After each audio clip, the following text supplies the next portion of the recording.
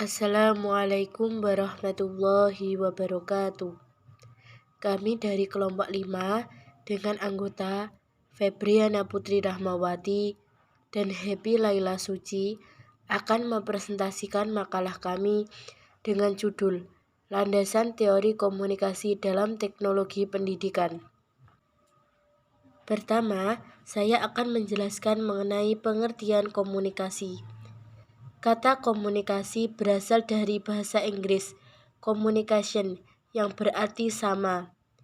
Komunikasi adalah proses dan tindakan manusia dalam suatu kelompok masyarakat sebagai pertukaran ide, pesan dan kontrak, serta interaksi sosial termasuk aktivitas pokok dalam kehidupan manusia. Melalui komunikasi, manusia bisa mengenal satu sama lain, menjalin hubungan, membina kerjasama, dan saling mempengaruhi. Kegiatan komunikasi akan berlangsung baik apabila pihak-pihak yang berkomunikasi sama-sama ikut terlibat dan sama-sama mempunyai perhatian yang sama terhadap topik pesan yang akan disampaikan. Bisa dikatakan bahwa komunikasi memiliki peran penting dalam kehidupan manusia, dan manusia yang tidak berkomunikasi akan sulit berkembang dan bertahan.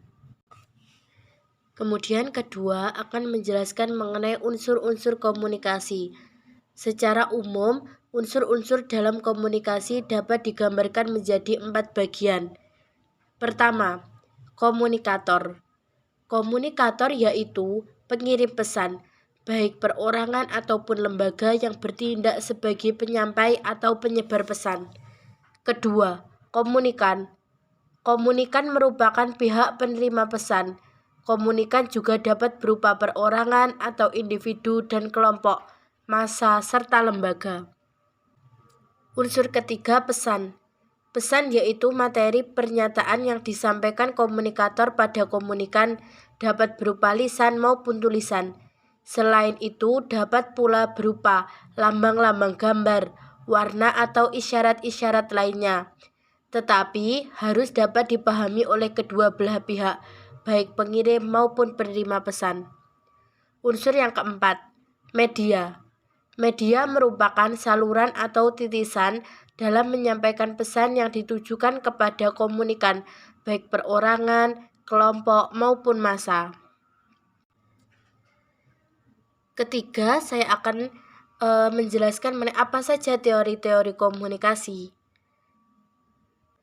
Teori komunikasi terdiri dari teori behaviorisme, teori agenda setting, teori kegunaan dan kepuasan, teori ketergantungan, teori pengharapan nilai, teori sibernetik, teori inokulasi, teori kultivasi, teori norma budaya, standpoint teori, dan yang terakhir hypodermic needle teori. Selanjutnya yaitu landasan-landasan komunikasi. Landasan yang pertama yaitu landasan fisiologis. Konsep ini teknologi secara filosofis mirip dengan model pendidikan klasikal, bertumpu pada asumsi bahwa model pendidikan itu hendaknya merupakan suatu bentuk atau contoh utama dari masyarakat yang lebih luas sebagai hasil karya pendidikan. Dalam proses belajar mengajar, model pendidikan teknologis lebih menitik beratkan kemampuan siswa secara individual. Manfaatnya, siswa mampu memahami materi pelajaran yang disajikan kepada siswa dalam berbagai bentuk multimedia. Siswa diyakini menangkap pelajaran karena penyajian pelajaran lebih hidup, lebih realistis, dan lebih impresif. Yang kedua adalah landasan sosiologis. Sosiologi pendidikan merupakan analisis ilmiah tentang proses sosial dan pola-pola interaksi sosial di dalam sistem pendidikan. Yang ketiga adalah landasan psikologis. Bertumpu kepada pola ajar yang berdampak dalam sikap dan perilaku sehingga pengaruhnya pada keberhasilan pendidikan. Melalui teknologi ini, tujuan pendidikan yang termasuk pengajaran pada hakikatnya adalah diperolehnya perubahan tingkah laku individu. Perubahan tersebut merupakan akibat dari perubahan belajar, bukan sebagai akibat kematangan. Teknologi pengajaran sebagai upaya membantu siswa dalam mencapai tujuan-tujuan pendidikan dan pengajaran didasarkan atas psikologi. Di antara cabang-cabang psikologi yang paling erat kaitannya dengan teknologi pengajaran adalah psikologi belajar. Yang keempat adalah landasan religius. Kedua landasan ini menjadi pokok pedoman dalam kehidupan manusia terkhusus dengan umat Islam. Landasan religius ini berupa landasan kepada Al-Quran dan hadis Nabi. Poin yang selanjutnya adalah pengaruh teknologi komunikasi terhadap pendidikan. Dengan penggunaan secara bijak teknologi di lingkungan pendidikan, tentu hal ini akan sangat membantu kinerja guru, bahkan dapat menunjang pengoptimalan proses belajar mengajar. Di antara manfaat-manfaatnya sebagai berikut. Yang pertama, menambah informasi, meningkatkan kemampuan belajar, memudahkan akses belajar, materi lebih menarik, meningkatkan minat belajar siswa. Sedangkan dampak negatif teknologi komunikasi dalam pendidikan, yang pertama, seringnya mengakses internet. Dikhawatirkan siswa-siswi mengakses hal-hal yang tidak diinginkan.